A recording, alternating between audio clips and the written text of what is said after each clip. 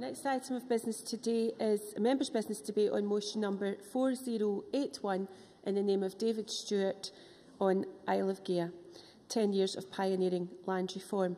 This debate will be concluded without any questions being put. Would those members who wish to speak in the debate please press the request to speak buttons as soon as possible, and I call on David Stewart to open the debate. 7 minutes.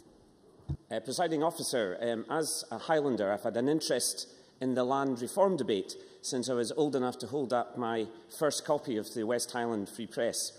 And history provides a rich tapestry of experiences. The Highland clearances, the Battle of the Braes and the Highland Land League.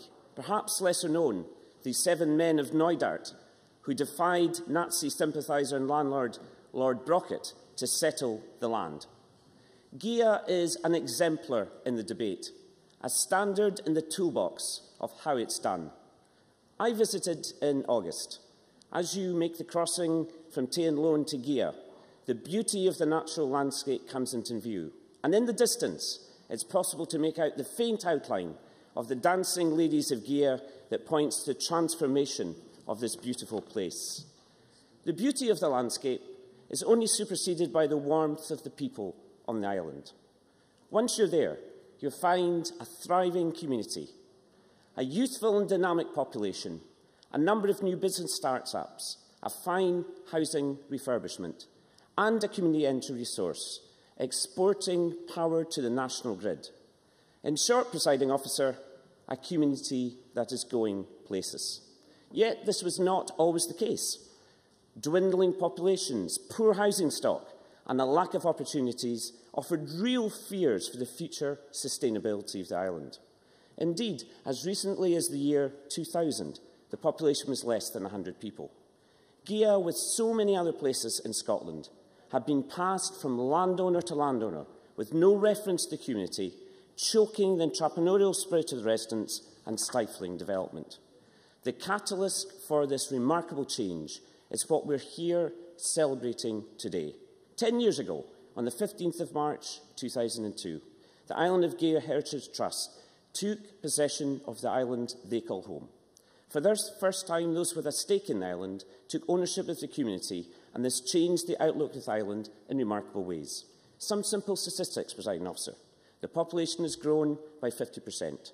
2/3 of the housing stock has been refurbished, and the island has moved towards sustainability by purchasing and constructing its own wind farm.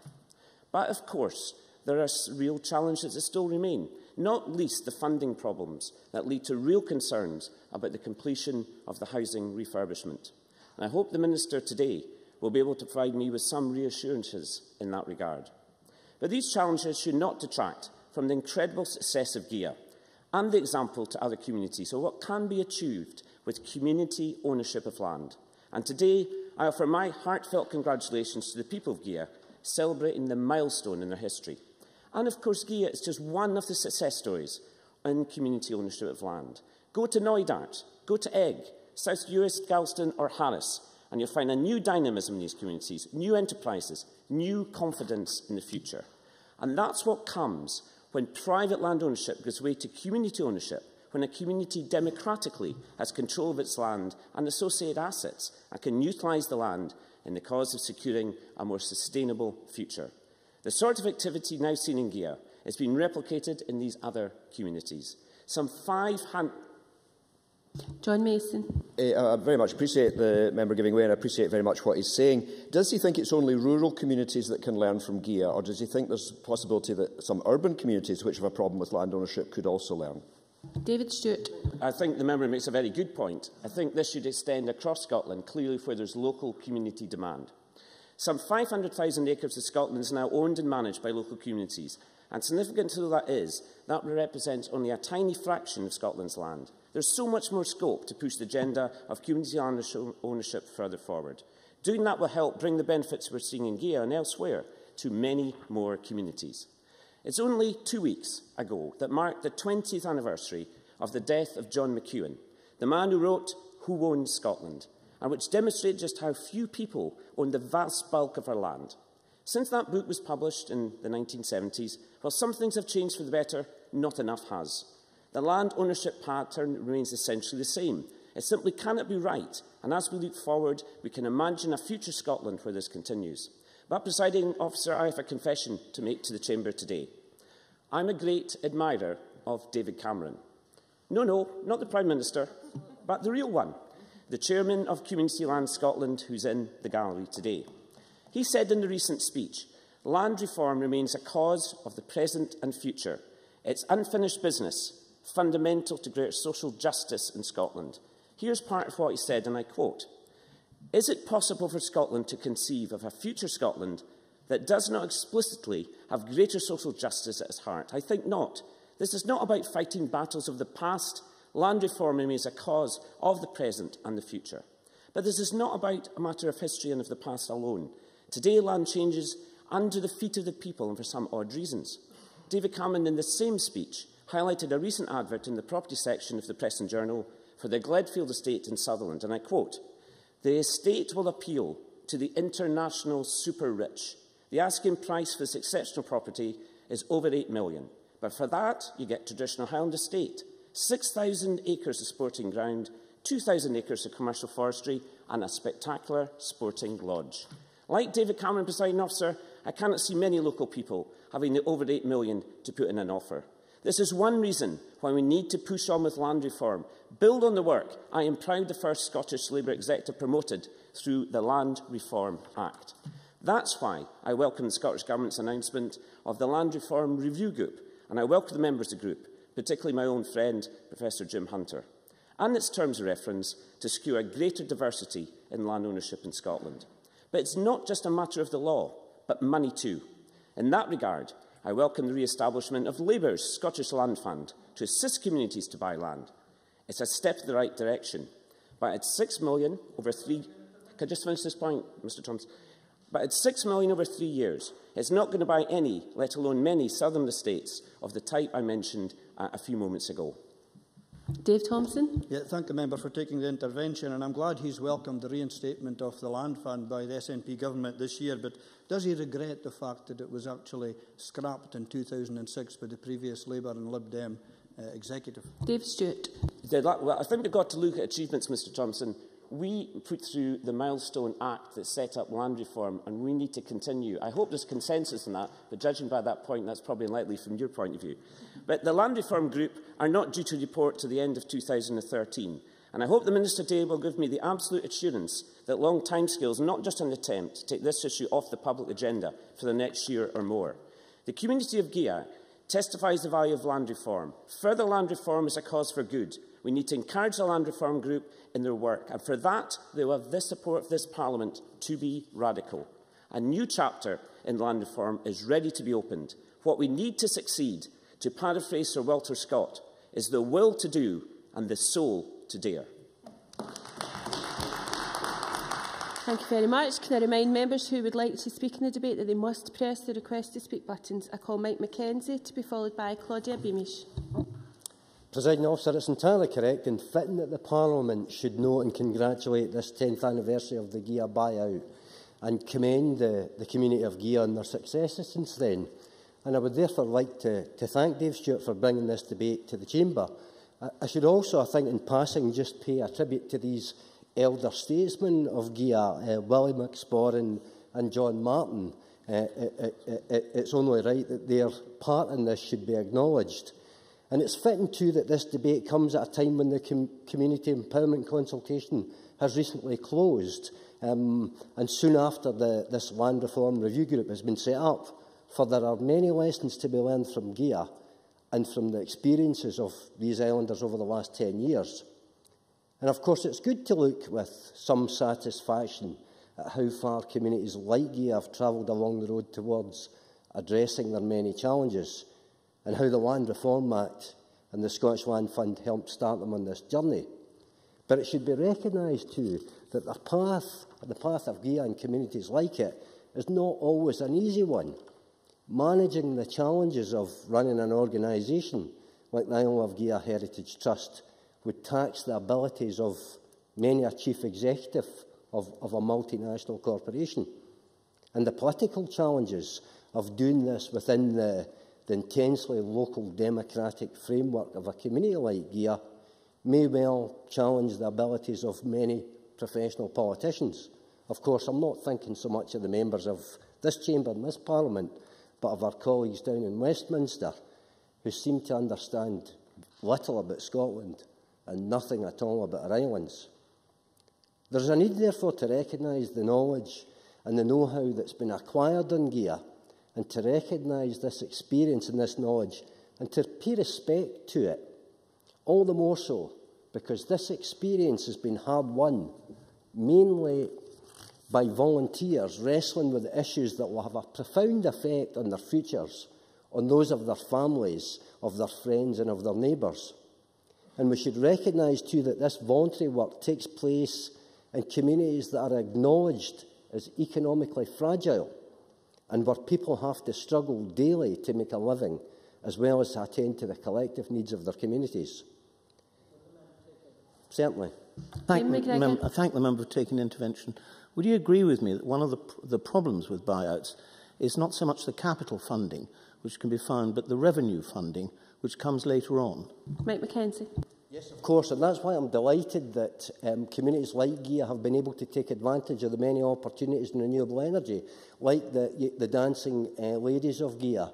And it's why I'm so delighted that the Scottish Government has established the CARS Fund through Community Energy Scotland that will enable many, many more communities to take advantage of the revenue funding afforded by renewable energy. Of course, there are continuing challenges on GEAR. Dave Stewart has mentioned some of these challenges, the challenge to get all of their housing up to a decent standard. It's still somewhat below the standard of the average standards of Scotland, and to ensure that the sustainability is ensured with the realisation of their planned new wind turbine. And further investment in GEAR will be required before the overall investment begins to pay off, as it assuredly will over the generations.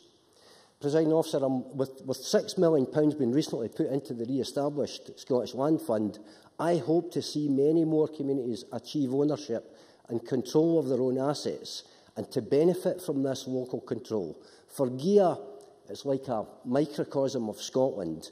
The islanders there suffer from many of the same problems that are writ large across Scotland. Ownership and the ability to harness and control their own resources are the significant factors which have allowed this community to take huge steps towards addressing these problems. And what is good for GEAR should be good for the rest of Scotland too. Thank you. I should have asked members to stick to 4-minute speeches. Please, I call Claudia Beamish to be followed by Jamie McGregor. Thank you, Presiding Officer. Before I turn to GEAR, can I ask the Chamber to join with me in paying respects to Andrew Riddle, who died this week? Andrew, a tenant farmer of Peaston Farm in East Lothian, made a strong contribution to the Scottish Tenant Farmers Association. He leaves a young family to whom I'm sure we all send our condolences. Thank you. And now to GEAR. Impressions formed on a brief visit to GEAR over 20 years ago of a beautiful but quite desolate island are in sharp and happy contrast to those reached when I arrived with my colleagues on the Race Committee only this May. Both times the weather was fine and the sand below was white, and through the aquamarine water we saw the bottom as we docked. Yet this time the visit quickly spoke of a vibrant and forward-looking community running its own future. The words of the GEAR Development Trust website are indeed true. The island is going from strength to strength with a growing population that is sustainably developing its local economy. Committee members stayed in the welcoming community community-owned hotel, and had a dram or two.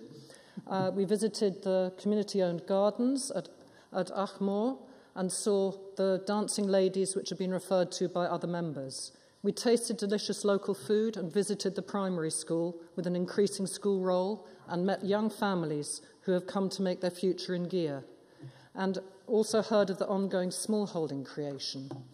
Other members have spoken of the challenges of the new housing, much of which is affordable and very sustainable, certainly. And the master plan and design guidance process was something that involved the whole community. And there are now people who have been able to come from the mainland and stay in GEAR who wouldn't have been able to otherwise. It does sound like nirvana, but as Mike Mackenzie highlighted there are always challenges, whoever owns the land, but the point of these challenges are that it is owned by the community. And from all this hard work and hard decisions of the vision of inspiring others and taking the community with them has indeed become a reality.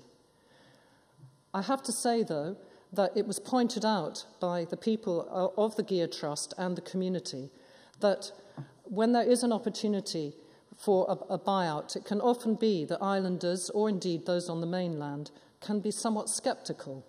They were inspired by a visit to Egg, where people had already become community owners of their own island, and they were strongly supported by High as well. And David Stewart highlighted the funding issue, both at the start and ongoing issues that can be a challenge. So, when the Race Committee came to question Professor James Hunter and Dr. Alison Elliott last week as part of the Land Reform Group, I was very eager to hear how the group planned to engage with other communities right across Scotland, and how Professor Hunter highlighted that in Scotland we have, I quote, one of the most concentrated patterns of land ownership in Europe.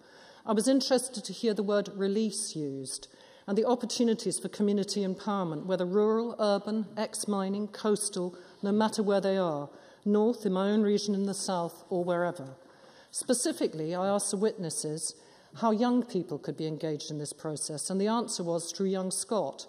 But Scots from all backgrounds and all parts of Scotland must be involved in this process. And finally, back to GEAR. The children of GEAR have wonderful paintings on their website, all sunny, all bright. And while I know that the weather is not always bright and sunny in GEAR, I think it reflects as well the incredible optimism of the community there. And I congratulate them on their decade of community buyout. Thank you. Thank you. And I call Jamie McGregor to be followed by Graham Day. Thank you, Deputy Presiding Officer.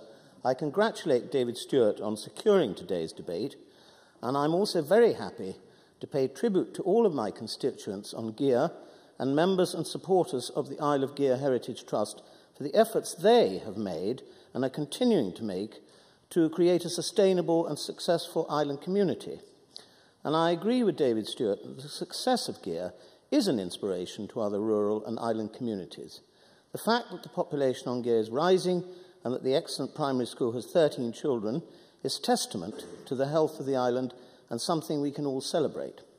GEAR is a beautiful island in a wonderful setting, and I would encourage MSP colleagues and others listening today to visit it, to experience GEAR for themselves. They can be sure of a very warm welcome and excellent hospitality, whether at the GEAR Hotel or the various B&Bs or self-catering cottages. And the island's Acamore Gardens, golf course and clean sandy beaches are just some of the attractions available to the tourists. The garden, of course, is testament to the memory of Sir James Horlick, who was a good lad, a founder of the famous malty drink whose slogan was "The Great Family Nourisher." And he himself was a great nourisher and a great philanthropist with a reputation as a good landlord who used his fortune to promote schemes on the island to help employment there. And I welcome to the public gallery a celebrated individual, Mr. Peter Jointson, who for some 20 years was factor for Sir James Horlick on the island of GEAR. He has many happy memories of the island, the people and his former employer, who I'm sure would be happy to see the GEAR community thriving once again and the population increasing. Renewable energy remains a big and often controversial issue across my region, so the example of GEAR is worth highlighting as one of success. On GEAR, the 3 Vestas V27 wind turbines, known locally as the Dancing Ladies, enjoy widespread community support, with the GEAR residents controlling the whole project and the profit reinvested in the community. So successful has this been that the local residents are seeking to erect a 4th turbine to join the current 3 Dancing Ladies. Now, no one on GEAR really thinks renewable developments are incompatible with tourism. Rather, they complement each other. Now, while I agree that valuable lessons can be learned from GEAR, not least in terms of community empowerment, something we all support, and the development of a practical island master plan that has helped foster economic development, we would be cautious about calls for further legislation on land reform, and we remain unconvinced that yet more legislation in this field is required or indeed desirable. We should recognise that GEAR has succeeded within existing land reform laws and seek ways of improving how these laws operate. We should also recognise the vital importance of the ferry link between GEAR and Tain Lone, which has come under pressure of late. The islanders deserve a ferry service which encourages tourism and their lifeline activities. The GEAR buyout was not a hostile buyout, but rather something encouraged by seller and buyer alike. And I have to pay tribute to previous Argyll and Bute MSP George Lyon, who gave a great deal of his time to this project. It's very seldom, I don't see there are no Liberals here today, but it's very seldom that I praise the work of Lib Dem MSPs, but in this case it would be very churlish of me not to recognise the part that he played. And while I'm on politicians, or famous people, David Stewart mentioned Professor Jim Hunter, and recently at a meeting in Stornoway, he got to his feet after one of the SNP people had spoken and said that he was tempted to vote Conservative. So there we are. Grateful if you could come to a conclusion. I will certainly conclude. I want to conclude by wishing my constituents on GEAR continued success in the future. They're to be congratulated for proving that determined and dynamic community effort can make even the smallest and remotest island community sustainable and economically successful. Thank you. I now call Graham Day to be followed by Rhoda Grant. Thank you, Presiding Officer. I realise it may seem strange for a member representing a constituency on the east coast of Scotland to seek to make a contribution to this debate. However, having visited GEAR at the end of May on the Rural Affairs, Climate Change and Environment Committee fact-finding trip, which Claudia Beamish referred to, I wanted to add my congratulations to the islanders on the 10th anniversary of the community buyout. And can I also congratulate David Stewart for being instrumental in affording all of us such an opportunity. I retain two abiding memories from the visit to GEAR. The first, light-hearted, the other, more significant given some of the myths surrounding renewable energy. As Claudia Beamish may recall, one of the guides on our tour of the island was, amongst many things, the session clerk at the Kirk. As we passed the Kirk, I inquired politely as to the level of regular turnout for services and was somewhat impressed to be told, if I recall correctly, that around a third of the population attended. I discovered shortly afterwards, however, when we pulled over to chat with one resident, how such an impressive attendance was achieved, as the session clerk, in a well-practised tone, inquired of the lady, "And why weren't you at the church on Sunday?" I was left with the impression she wouldn't be committing that particular misdemeanour again. The other lasting memory involved our trip to the Dancing Ladies. At the time of the visit, Faith, Hope and Charity had been operational for a little over 7 years. Over that period, we learned from the digital information hub at the site that the turbines had been responsible for saving 7,936 tonnes of CO2, generated 111 megawatts of power in the preceding month alone, enough to power the equivalent of 371 homes, and created an income for the island over that month of £12,680. Just as interestingly, as committee members questioned the locals about the pluses and minuses of their renewable power source, there were no tales to be told of terrible health problems afflicting residents, people leaving the island as they couldn't stand having their landscape blighted by the turbines, or indeed bird deaths caused by the blades. In fact, we learned that the only incidents of bird fatalities on the island stemmed from collisions with pylon cables, not the turbines. And as technology has advanced, so in seeking to replace Faith, Hope and Charity, which had been purchased in the second-hand market, the Heritage Trust would be looking to purchase just the one, albeit larger, turbine, thereby reducing the visual impact, although I have to say I found the visual impact of the Dancing Ladies, both from a distance and up close, quite positive. Whilst on the island, as Claudia Beamish has already said, we also visited the school, where numbers have gone up from 6 to 19, the Halibut Farm, some of the new build housing, the golf course, which I enjoyed, and Memberway the Gardens at Ackmore House. But this was by no means a visit that was being positively spun. We also got to hear of the difficulties and the challenges which are required to be overcome and which are still being faced. The agreed rollout of the housing improvements, for example, had, at the time we were there, run into a slight problem. We also learned that with the benefit of hindsight, the odd decision or two taken along the way might have been different. So I think all of us came away from the visit feeling we've been given a true insight into the buyout and the progress made since what was at the time a rather bold, some might say brave venture. And yes, as the motion says, GEAR is inspirational in the example it sets for other communities. In closing, Presiding Officer, can I also very much associate myself with the concluding lines of David Stewart's motion, where it is stated, there is much work still to be done throughout Scotland regarding land reform, and notes the work being conducted by the Land Reform Review Group. The Rural Affairs Committee heard from the group's chair, Dr Alison Elliott, and Vice Chair James Hunter last week, and it was encouraging to learn, and I know David Stewart will welcome this, although Jamie McGregor maybe won't, that they intend heeding the First Minister's call for them to bring forward innovative and radical proposals. Thank you. Thank you very much. As I have several members still wishing to speak in the debate, excuse me, I'm minded to accept a motion under Rule 8.14.3 that the debate be extended by up to 30 minutes, and I wonder if David Stewart would wish to move. Formally move. Thank you very much. Is that agreed? Thank you. Call Rhoda Grant, to be followed by Rob Gibson. Thank you, Presiding Officer. Can I too congratulate David Stewart on securing this debate? And it's very hard to believe that it was 10 years ago that GIA was bought out by the community, and I had the privilege of being there on that historic day alongside them, and it was a great celebration, and it's one that will remain with me, I think, for the rest of my days. It was a time when the population of the island was falling. There were few jobs, the housing quality was very poor, and the viability of the whole community was really in the balance, and the purchase brought hope to the community. And so much has happened in those 10 short years. The population increased, almost started increasing immediately, housing improved, and now they have their 3 dancing ladies, as people have talked about, their wind turbines, who are generating an income of around £75,000 a year profit and providing an income for the community. And also, those wind turbines attracted 100% support from the whole community, showing that when a community pulled together, this is possible. This debate is also timely, so close to the 20th anniversary of the death of John McEwen, and as David Stewart said, he was the first to catalogue land ownership in Scotland, and indeed his work still drives this debate forward today. And there's also those that we should pay tribute to, such as the Assynt Crofters, who led the way with community buyouts, and they also need to be recognised in this debate. And I'm also pleased to welcome David Cameron to the Parliament. He and Community Land Scotland are now pushing forward this agenda, and that is very much required in this present situation.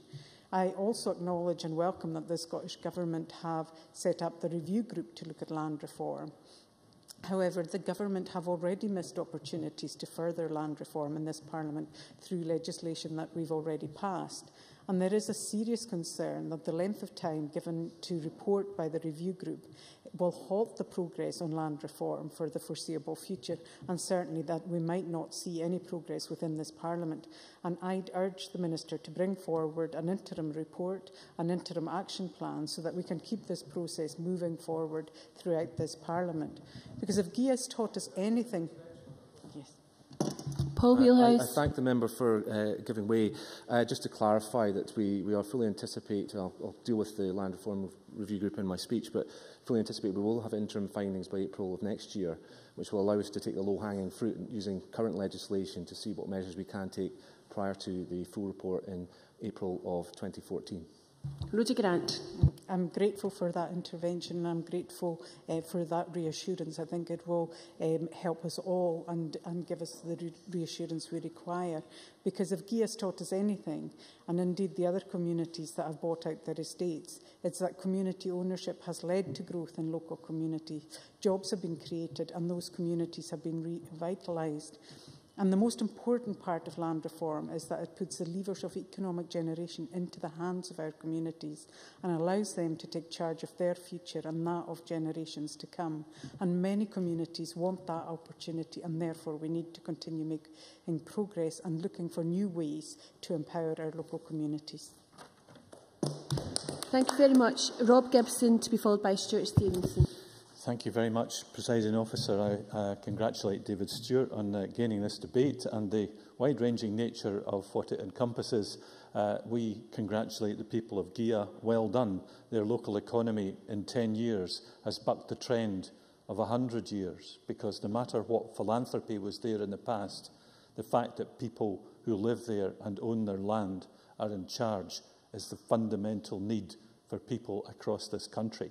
And that leads me to say and remind members that no political party has a monopoly of support for land reform. The Tory party effected the biggest land reform ever in these islands by turning tenant farmers in Ireland into owners.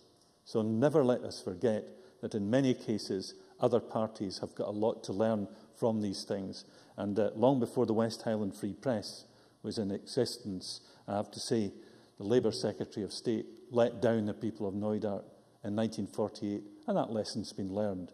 But we're also, in the Land Reform Review Group, having to look at the complexity that was passed in the 2003 Acts that have hampered communities from getting access to the ability to buy and to register. And I believe that that part of the work will form part of the interim report that we're going to be hearing about, as our committee heard last week.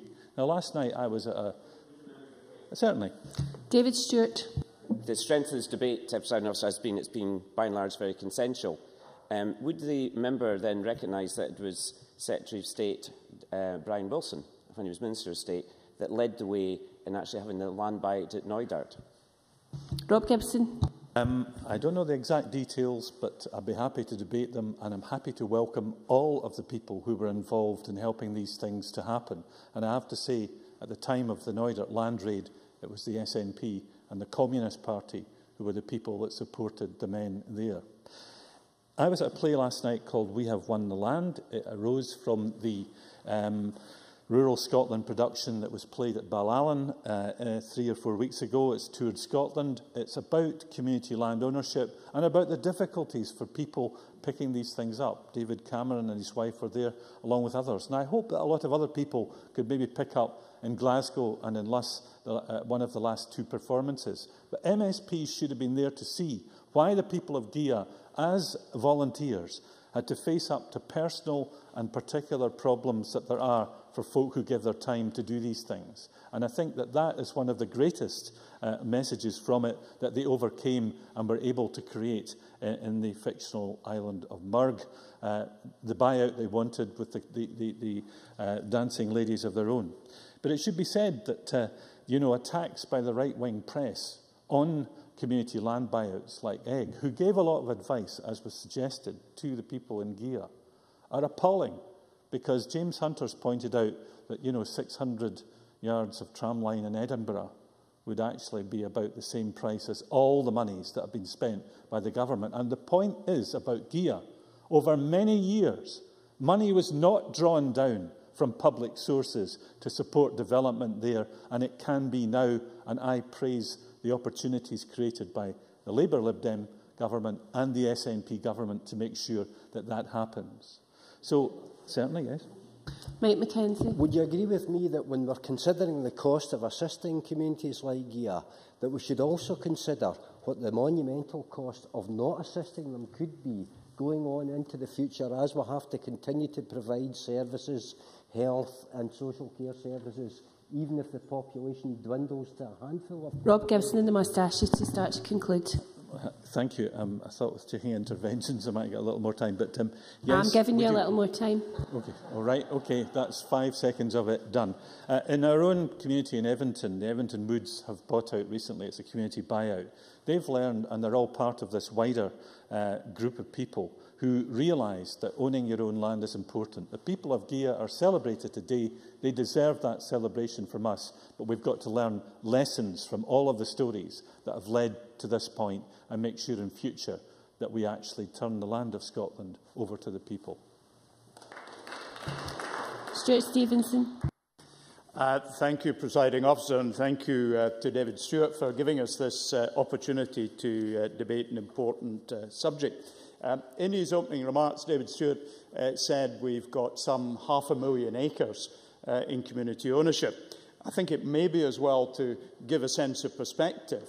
20% of the Westminster constituencies in Scotland exceed that size. So it might be a great advance from where we were, but there's a heck of a lot still to do. And I very much welcome the formation of the new group that will be looking at what has been done in the past and seeking to build on it. I was an active and enthusiastic supporter of the 2003 Act. Indeed, my greatest achievement was to add a single word, add, to the access parts of the provision, thus protecting from obliteration the existing access rights, and stating that the new Act only added to those that existed. It took me a heck of a long time to get it, but there we are. Jamie McGregor suggested there is no need for further legislation. I do think Rob Gibson has been quite uncharacteristically kind to the Tories in his contribution. Bill Aitken, during the passage of the 2003 bill, consistently described this as leading to a Mugabe land grab, and I don't think any of us in the chamber, or even Jamie himself, would suggest that that has happened. On the contrary, progress has perhaps been more glacial than we might have hoped that it would be. Isle of Gigha is God's island, and with good reason. I first visited there at 1:05 on the 20th of May 1993. You might think, why is there such specific accuracy about that? That's because I flew in. So by looking at my logbook, I can see exactly when I landed at Gigha. I found an island in the feudal grip of a landowner who subsequently had to flee to Switzerland and was pursued by the authorities for money. Not a happy experience. But he had built the landing strip. It had been open some 6 weeks when I landed there. I think it caused the islanders of Gigha no great grief when the then landowner brought his own plane in, which was registered Golf India Golf Hotel Alpha, because you have 5 letters as your registration, Gigha, and he crashed it and wrote it off in his own landing strip. So that was no great tragedy whatsoever. No one was injured. But there are, I have to say, enormous things about what's happened on Gigha. I read on their website that there are now 31 children on Gigha. And would that communities of this size around Scotland had that proportion of youngsters, because that's the feedstock for the future of the community, and of course guarantees the future of the school. And as it says on the website, we have virtually full employment on Gigha. Let's move the whole of Scotland to Gigha. Maybe that will be the answer. Gigha has been blessed by nature. I, at a later stage, flew into Gigha in February, found the tar melting on the roads and people sunbathing in their swimming costumes on the beach. The community, and in particular the McSporrans, have been absolutely key to changing the dynamic of Gigha. At the end of the day, it is always about people, and the people of Gigha have risen to the challenge. What we as politicians is to deconstruct the barriers and help them do what they can do best, manage their own communities. Presiding Officer. Thank you very much. I now would ask the Minister Paul Wheelhouse to respond to the debate. Mr Wheelhouse, you have up to 7 minutes. Thank you, Presiding Officer. And can I firstly associate myself with the very kind words that Claudia Beamish gave regarding Andrew Riddle from East Lothian. We all share that sentiment. Thank you very much to David Stewart for bringing this subject, important subject, to debate in the Chamber today. And it has highlighted the transformational impact from all the speeches we've heard today that the community ownership of land can have on communities, and in this case, of course, on the Isle of Gigha. I congratulate the Islanders, and particularly the Isle of Gigha Heritage Trust, on their achievements and wish them every future success in their efforts to deliver a sustainable economic future for the island. And let it be an inspiration to all of us. Gigha provides an excellent example of a community that recognises and grasps a once-in-a-lifetime opportunity. Through determination and vision, it has succeeded in transforming its community. Gigha has developed a vibrant and enterprising community whose confidence in its future is increasing, and where crucially its people are in control of their own destiny. Gigha has an increasing population, as we've heard, and virtually full employment, as Stuart Stevenson has just mentioned, better housing and living conditions, a full community life where the community and the people in it are brought together. And I could go on. But Gigha is not alone. There are other communities throughout Scotland that have recognised the importance of community ownership for their future development and success, and they have also taken steps towards the community ownership of land and land assets. Community Land Scotland's members, many of whom are in the Highlands and Islands, now have, as has been said by David Stewart, some 500,000 acres of land in their ownership. That's 2.6% of the entire land within Scotland. But Stuart Stevenson is quite right that this government would like to see more communities follow that example, which has been provided, and we have provided financial support to that process. And just to pick up on John Mason's point he made very well earlier on, we especially want to see that extend to urban areas as well. But let's remember that community ownership is not only for the Highlands and Islands where this movement started. There's also a great deal of activity in lowland Scotland. More than half of all applications to register a community interest in land under the community right to buy are actually in the lowlands. They are scattered throughout the area, with some counties such as Perth, Renfrew, East Lothian and Roxburgh each having 3 or more registered interests, but some counties have none, and just 3 examples: Selkirkshire, Lanark and Kincardine. I urge communities in lowland Scotland to seriously consider whether a community buyout is something that would help to transform them too. There are plenty of examples out there of other communities from which to draw experience and inspiration, but there should be more. Learning by example is important. It was certainly important for GIA in the early stages of its buyout, and as Claudia Beamish stated and others have repeated, had a couple of residents not visited Egg where they were able to see themselves the results of a buyout. Its future might have been quite different. And as the Isle of GIA Trust noted on its website, they came back inspired. Ensuring communities across Scotland share in that inspiration is therefore so important. Community buyouts don't just happen, they take vision, dedicated individuals and teamwork, resilience, community support and resourcefulness. And communities also require support. There is a wide range of assistance out there to help communities through that process, and I know that GIA has acknowledged the important role played by the public sector through Highlands and Islands Enterprise and Argyll and Bute Council for funding, as well as help and assistance in developing its plans. And to pick up on the point that David Stewart quite fairly asked about housing, in terms of correspondence I've seen between my colleague Margaret Burgess, the new Housing Minister, and Mike Russell, the constituency member, indicates that total funding from the Scottish Government and Argyll and Bute Council of about £2 million refurbishing 29 houses. I'm aware that there is a current application in for funding for a new build on GIA as well. Support for communities continues to be an important theme that runs through community buyouts. There are significant resources to help them through the process, whether from the Scottish Government, Highlands and Islands Enterprise and local authorities. There are also a range of services. Certainly. Claudia Beamish. Could I have Claudia Beamish's microphone, please? Just to ask the Minister if he would agree with me that the social remit of High might be not transferred but developed in South Scotland, for instance, which I know the Minister is a member of, in order to give that support across Scotland. Minister. I certainly agree with Claudia Beamish that that's something that can be considered. Indeed, well, we've also got Business Gateway and Rural Direct, which work outside of the Highlands and Islands area. The consideration of support to infrastructure for land reform from the enterprise networks, local authorities and others could, of course, be considered by the Land Reform Review Group during their consideration of how further land reform can be promoted and secured. But that is obviously a matter for the Review Group to decide. But I do share her sentiment there. Let's not forget that we have a new Scottish Land Fund jointly delivered by Big Lottery Scotland and Highlands and Islands Enterprise. In that respect, the funding landscape has changed slightly since 2006, when the original Land Fund ended.